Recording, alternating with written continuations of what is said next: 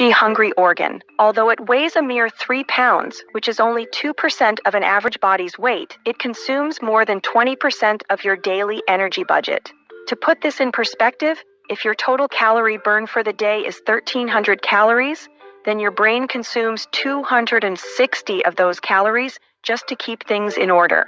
That's nearly 11 calories every hour. On top of that, 15% of your cardiac output and 20% of your total oxygen supply also go towards powering your brain. Considering its small size, one might wonder why the brain needs so much fuel and whether this energy consumption goes down when we are at rest. Your neurons produce chemicals called neurotransmitters to relay their signals. To produce neurotransmitters, neurons extract 75% of the sugar glucose obtained from the food you eat and 20% of the oxygen from the blood. The remaining energy is used for maintaining healthy nerve cells and cleaning up unhealthy ones. Surprisingly, about 90% of the brain's energy usage remains unaccounted for, suggesting it consumes a substantial amount even when seemingly at rest. IBM researchers proposed the grand loop theory, suggesting that the brain continuously processes signals and explores sensory and emotional information, even during periods of rest.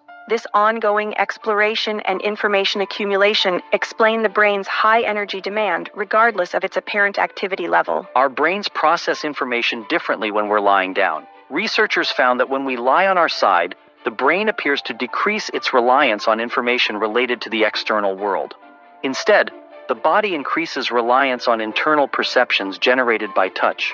For the study, researchers tested sighted and blindfolded research participants' ability to identify which hand was stimulated first, testing their ability with their hands crossed and uncrossed. This part of the experiment is not new, but the novel manipulation was when participants lie on their sides.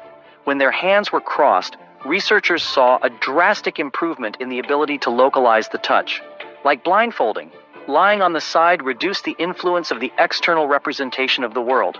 Lying on the side also allowed participants to pay attention to their body-centered signals. This difference between doing the task upright and lying down led researchers to suggest that the brain deliberately minimizes the most active orientation functions when we lie down. This change in perception could possibly help us sleep, showing that the brain shifts its reference point toward interior perceptions. It also confirms that the brain is deliberately dimming the vestibular system, a sensory system responsible for providing information about motion, head position, and spatial orientation. The findings may open new paths for discovery in other areas,